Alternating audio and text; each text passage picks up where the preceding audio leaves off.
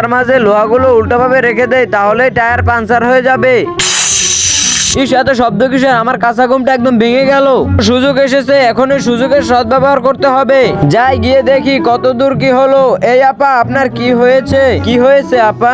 আরে আপনি দেখতে পাচ্ছেন না আমার টায়ারটা পাঞ্চার হয়ে গেছে। কোন চালার পেশালার জন্য আমার টায়ারটা পাঞ্চার যা হয়েছে তো হয়েছে, এত চিল্লির কি আছে? টায়ার তো পাঞ্চার হয়েছে আমার, আপনার তো হয় নাই। এখন আমি কি করি? কোথায় আমি গ্যারেজ পাই? কিভাবে আমি গাড়িটা সারবো এখন? আরে আপা, আপনি এত টেনশন করছেন কিসে? আমিই তো মেকানিক, আমিই তো চাইলে আপনার টায়ার ঠিক করে দিতে পারি। তাহলে কোনো সমস্যাই নেই। যে আপু, আপনি একটু বসেন, আপনার টায়ার আমি এখনই ঠিক করে দিচ্ছি। তো টায়ারের কি অবস্থা? আয় হায়, এখানে তো অনেকগুলো লোহা ঢুকে গিয়েছে। আপু শোনেন, আপনার টায়ারে অনেক ফুটো হয়ে গেছে, এটা ঠিক করতে অনেক টাকা লাগবে। আইয়া, কোনো সমস্যা নেই, আপনি ঠিক করেন, আমি আপনাকে টাকা দিয়ে দিব। কোনো ডং করলে চলবে না, আমার পারিশ্রমিক আমাকে দিতে হবে 30 টাকা।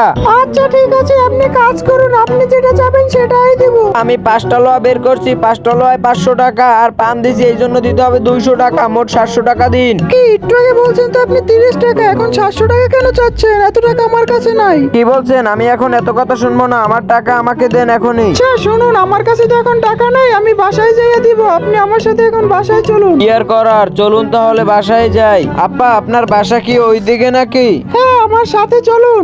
বাসায় তো চলে এসেছি, এবার আমার টাকাটা দিন। কিসের টাকা দিব আপনাকে? কিসের টাকা মানে কি? আপনার যে কাজ করে দিয়েছি সেই 700 টাকা আমাকে দিন, আপনি তো সেই বলে এনেছেন। হ্যাঁ, আপনাকে তো আমি 700 টাকাই দিব, কিন্তু তার আগে আমার এই ভিডিওটা দেখেন। এই দেখ, এইগুলো তুই কি করছো? আরে আপা, এগুলো আপনি কি দেখাচ্ছেন? এগুলো তো আমি কিছুই করি নাই। ঠিক আছে আপা, টাকার দরকার নাই, আমি এখন আসি তাহলে। এই তুই কোথায় যাচ্ছিস? তুই আমার সাথে যেটা করেছিস, তুই এখন আমাকে 2000 টাকা দিবি, নয়তো তোকে আমি পুলিশে দিয়ে দেব। আরে আপা, আপনি এখানে আবার পুলিশ আনছেন কেন? ঠিক আছে, আপনাকে আমি যে কয় টাকা আছে আমার কাছে সেটাই দিয়ে দিচ্ছি, এই নেন। ঠিক আছে দে, এবারের মতো তোকে মাফ করে দিলাম। নেক্সট টাইম যদি এরকম করিস তাহলে তোকে পুলিশে ধরিয়ে দিব।